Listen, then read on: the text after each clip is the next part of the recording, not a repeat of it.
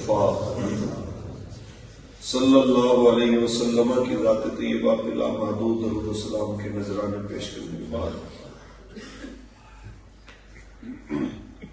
صدر محفل پیر طریقت رابر شریعت حضور کی بلا پیر سید فضل حسین شاہ صاحب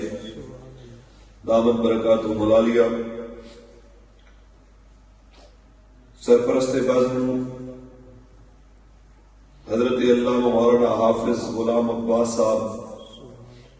دامت برکاتہ ملالیہ، خطیب جامع مسجد اعظم، اور میں جن کے حکم پہ آپ کے سامنے حاضر خدمت ہوں، حضرت علامہ مولانا غلام سمدانی صاحب دامت برکاتہ ملالیہ، بزم پاک میں تشریف فرما حضرت علامہ مولانا حافظ محمد اکرام صاحب دامت برکاتہ ملالیہ، اور نبی علیہ السلام کے وہ سارے غلام جو آج کی اس خوبصورت بزم پاک میں بھائی محمد عرفان صاحب مرحوم مغفور ان کے ایصال ثواب کی اس محفل میں شامل ہیں، مالک سب کی حاضری قبول فرمائے۔ میرے برادران بھائی محمد حامد صاحب اور تحریک کے تمام ذمہ داران، عہدیداران، کارکنان، بابا جی کے شعر، مالک سب کی حاضری اپنے فضل سے قبول و منظور فرمائے۔ بابا جی وقار لمبا چوڑا باز نہیں، دو چار باتیں آپ کے ساتھ کرنی ہیں، بڑی دیر سے آپ تشریف فرمائے۔ ہم سب نے بھائی عرفان صاحب کی طرح ایک نہ ایک دن اپنے حصے کا رزق، اپنے حصے کا کھانا، پانی، آکسیجن، وہ تمام چیزیں جو اللہ نے ہمارے نصیب میں لکھی ہیں، وہ اپنا مقررہ حصہ یہاں سے لینے کے بعد یہاں سے رخصت ہو جائیں گے۔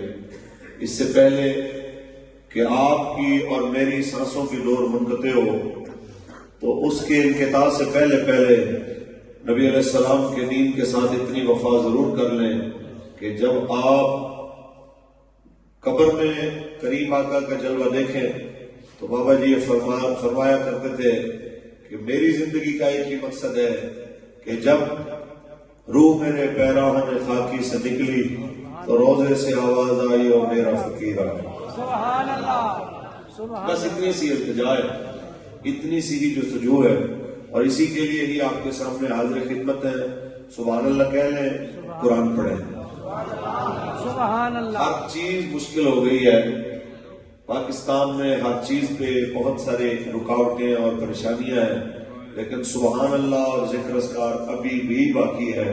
اس کے اوپر فی الحال کوئی قدغن نہیں ہے، محبت سے بولیے سبحان اللہ۔ خالق کائنات نے ارشاد فرمایا کل نفس ذائقۃ الموت، ہر ذی روح نے موت کا ذائقہ چکھنا ہے، تو جو دنیا میں آیا ایک نہ ایک دن جانے والا ہے۔ جناب اعلیٰ یہ کنفرم ہے، اس لیے تو میرے کریم آقا نے فرمایا دنیا میں یوں رہو جیسے نہ چلتا ہوا مسافر ہوتا ہے۔ جناب اعلیٰ بس یہی تصور کیجئے، اور یہی ہم نے اپنے اکابرین سے دیکھا سیکھا ہے۔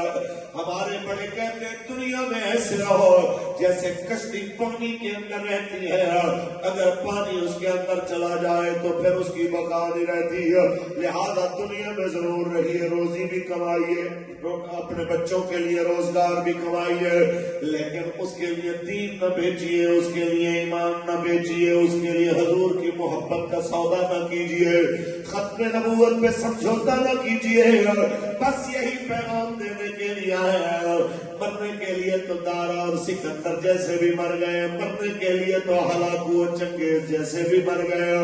مرنے کے لیے